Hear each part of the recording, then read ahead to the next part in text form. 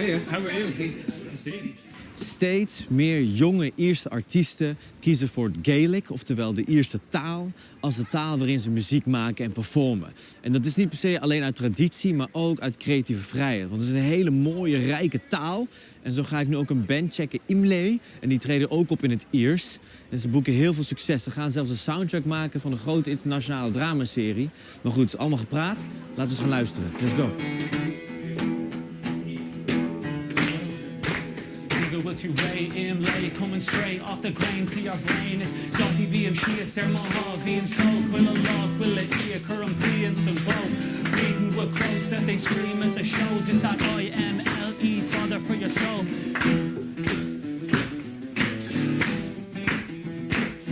Ton of frosty radio, ton of a Mastadina, better grab your raincoat. It's in sale, in August within each. I've had this spark in my eyes since I turned 15.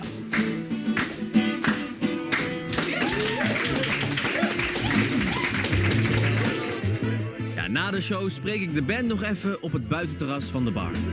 First of all, great show. How Irish was that, playing music in a pub? That's been a thing for years and years and years and years. So, like, a long time, like, you know, it's a big thing. Irish people getting around, like, people will share stories or poems, or, you know, they'll play songs and, like, you know, or they'll be dancing, or, like, you know, it's a huge, big thing for our culture, like, you know what I mean? Big thing in Ireland. That's how you start out. Yeah. Yeah. How long have you guys been together?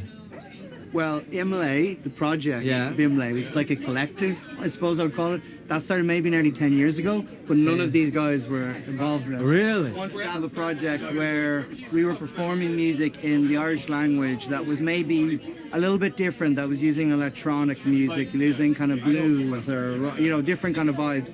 And there, at the time, there wasn't a lot of that in Irish. Like, I grew up speaking Irish because I went to an Irish speaking school in Dublin, and I kind of felt that that was missing. What is happening now with, like, people like you guys emerging and groups like Kneecap emerging? With the Irish, I would say it's because of a lot of people who took their own time to set up Irish-speaking schools. Because that started in the 1970s and the 80s and 90s, now we're seeing people who went to all those schools who have to speak Irish and have Irish and want to use it in a positive or in a new way. There was a time if you were an Irish speaker and there was a band out singing in Irish, of course you'd support them, even if the music wasn't that good. But now there's so many bands, so many people singing in Irish that there's actually every style is catered for, and it's great. I've noticed a massive change in a couple of years even. Hopefully, like, you know, with all the people who are making music through Irish now, that will inspire the next generation of, like, young people who want to come out and make music to do it in Irish as well. Like, you know, that's definitely something I'd love to see, you know. I'd love to see. What does it mean to be an Irishman? We're very creative, we like to have fun, but we work really hard. If you look at Irish people all over the world, what we've done.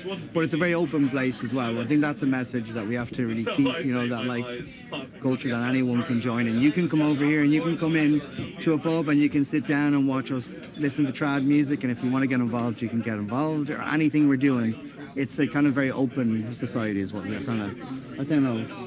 You're always confident about being Irish, but the sort of colonial side of it seems to be going even less now, and people are just really proud to be Irish, really confident about being Irish, and it's all good. It's a great culture, so why not celebrate it?